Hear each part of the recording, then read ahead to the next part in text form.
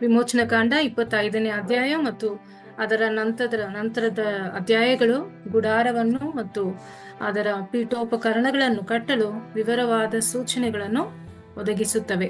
ಪ್ರತಿಯೊಂದು ಗಮನಾರ್ಹ ಸಾಂಕೇತಿಕ ಮತ್ತು ಪ್ರಾಯೋಗಿಕ ಪ್ರಾಮುಖ್ಯತೆಯನ್ನು ಹೊಂದಿವೆ ಮತ್ತು ವಿವರಗಳು ದೇವರಿಗೆ ಪ್ರಾಮುಖ್ಯವಾಗಿದೆ ಎಂಬುದನ್ನು ಅವು ಬಹಿರಂಗಪಡಿಸುತ್ತದೆ. ಮೋಶೆಗೆ ಕೊಟ್ಟ ಮಾದರಿಯಂತೆ ಎಲ್ಲವೂ ನಿರ್ಮಾಣವಾಗಬೇಕೆಂದು ದೇವರು ಬಯಸಿದ್ದರು.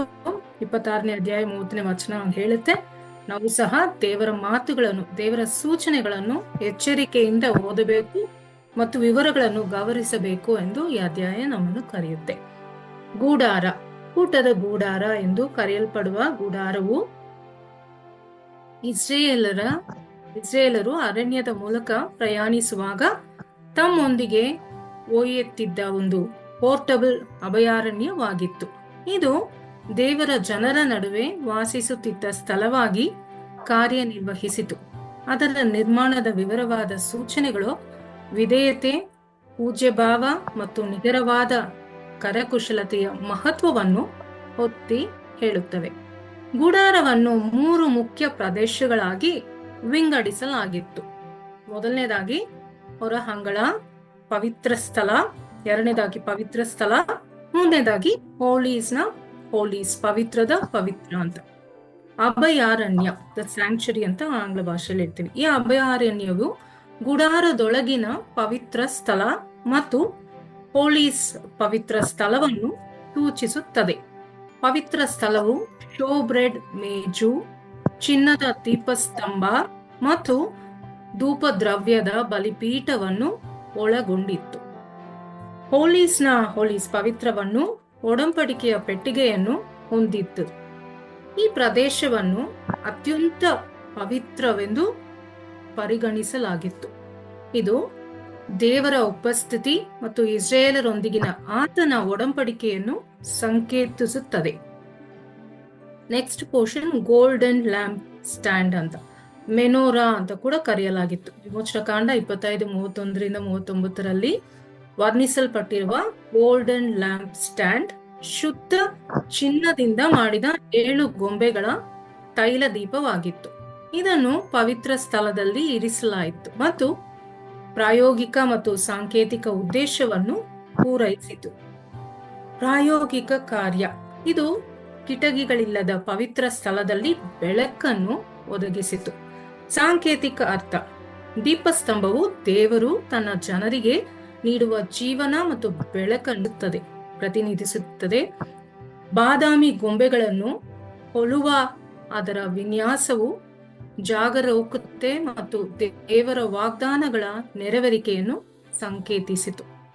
ಮೆನೋರಾದ ಒಂದು ಆಕರ್ಷಕ ಅಂಶವೇನೆಂದರೆ ಹನುಕಾ ಸಮಯದಲ್ಲಿ, ಹನುಕಾ ಎಂಬುದು ಒಂದು ಹಬ್ಬವಾಗಿತ್ತು ಆ ಕಾಲದಲ್ಲಿ. ಪ್ರತಿ ರಾತ್ರಿ ಹೆಚ್ಚುವರಿ ಮೆಣದ ಬತ್ತಿಯನ್ನು ಬೆಳಕಿಸಲಾಗುತ್ತಿತ್ತು. ಇದು ಹೆಚ್ಚುತ್ತಿರುವ ನಂಬಿಕೆ ಮತ್ತು ಭರವಸೆಯನ್ನು ಸಂಕೇತಿಸುತ್ತದೆ. ಕತ್ತಲೆಯ ಸಮಯದಲ್ಲಿ ಇರುವ ಬೆಳಕಿನಂತೆ ಈ ಆಚರಣೆಯು ಕುಟುಂಬಗಳನ್ನು ಸಂತೋಷದಿಂದ ಒಟ್ಟುಗೂಡಿಸುತ್ತಿತ್ತು. ಹಾಗಾಗಿ ಹಾಡುಗಳು, ಆಟಗಳು ಮತ್ತು ಒಗ್ಗಟ್ಟಿನ ಬೆಚ್ಚಗಿರುತ್ತದೆ. ಇದು ಜಗತ್ತಿಗೆ ಹರಡುವ ಬೆಳಕಿನ ಹಬ್ಬದ ವಾತಾವರಣವನ್ನು ಸೃಷ್ಟಿಸುತ್ತದೆ. 12 ಕುಲಗಳನ್ನು ಪ್ರತಿನಿಧಿಸುವ 12 ರೊಟ್ಟಿಗಳಿದ್ದವು. ಈ ರೊಟ್ಟಿಗಳು ದೇವರಿಗೆ ನಿರಂತರ ಅರ್ಪಣೆಯಾಗಿತ್ತು. ಆತನು ಏರ್ಪಾಡು ಮತ್ತು ದೇವರು ಮತ್ತು ಆತನ ಜನರ ನಡುವಿನ ಒಡಂಬಡಿಕೆಯ ಸಂಬಂಧವನ್ನು ಸಂಕೇತಿಸುತ್ತಿತ್ತು. ನೆಕ್ಸ್ಟ್ ಧೂಪ ದ್ರವ್ಯದ ಬಲಿಪೀಠ. ಧೂಪ ದ್ರವ್ಯದ ಬಲಿಪೀಠವನ್ನು ಧೂಪವನ್ನು ಸುಡಲು ಬಳಸಲಾಗುತ್ತಿತ್ತು. ಇದು ಇಸ್ರಾಯೇಲರು ದೇವರ ಬಳಿಗೆ ಏರುವ ಪ್ರಾರ್ಥನೆಗಳ ಸಂಕೇತವಾಗಿತ್ತು. ಪವಿತ್ರ ಸ್ಥಳವನ್ನು ಹೋಲೀಸ್ ಪವಿತ್ರ ಸ್ಥಳದಿಂದ ಬೇರ್ಪಡಿಸುವ ಪರದೆಯು ಮುಂದೆ ಇದನ್ನು ಇರಿಸಲಾಯಿತು. ನೆಕ್ಸ್ಟ್ ಒಡಂಬಡಿಕೆ ಪೆಟ್ಟಿಗೆಯು ಗುಡಾರದಲ್ಲಿ ಅತ್ಯುತ್ತಮ ಪವಿತ್ರವಾದ ವಸ್ತುವಾಗಿತ್ತು. ಇದು ಹೋಲೀಸ್ ಪವಿತ್ರ ಸ್ಥಳದಲ್ಲಿತ್ತು. ಅದರಲ್ಲಿ 10 ಆಜ್ಞೆಗಳ ಫಲಗಳು, ಆರೋನನ ಕೋಲು ಮತ್ತು ಮಣ್ಣಾದ ಮಡಕೆ ಇತ್ತು. ಈ ಹಡಗು ಇಸ್ರಾಯೇಲರೊಂದಿಗಿನ ದೇವರ ಒಡಂಬಡಿಕೆ ಮತ್ತು ಅವರ ನಡುವೆ ಆತನ ಉಪಸ್ಥಿತಿಯನ್ನು ಸಂಕೇತಿಸುತ್ತಿತ್ತು. Next mercy seat. Mercy seat ಒಡಂಬಡಿಕೆಯ ಪೆಟ್ಟಿಗೆಯ ಮೇಲಿನ ಚಿನ್ನದ ಹೊದಿಕೆಯಾಗಿತ್ತು. 2 ಕೆರುಬೀನ್ಗಳು ಪರಸ್ಪರ ಎದುರಾಗಿತ್ತು. ಇದನ್ನು ದೇವರ ಸಿಂಹಾಸನವೆಂದು ಪರಿಗಣಿಸಲಾಯಿತು.